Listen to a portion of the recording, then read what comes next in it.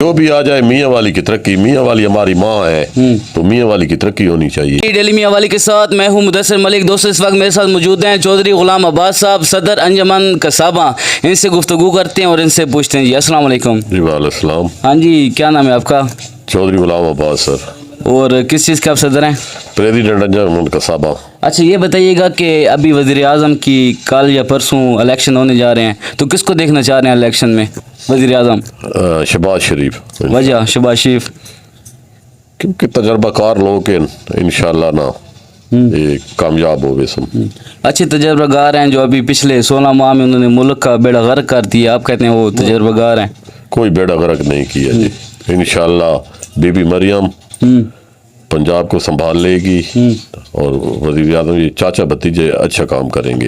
ये चाचा भतीजा मुल्क को कामयाब करेंगे इंशाल्लाह इंशाल्लाह। और जो पीछे महंगाई हुई है उसका कौन जिम्मेवार है? नहीं वो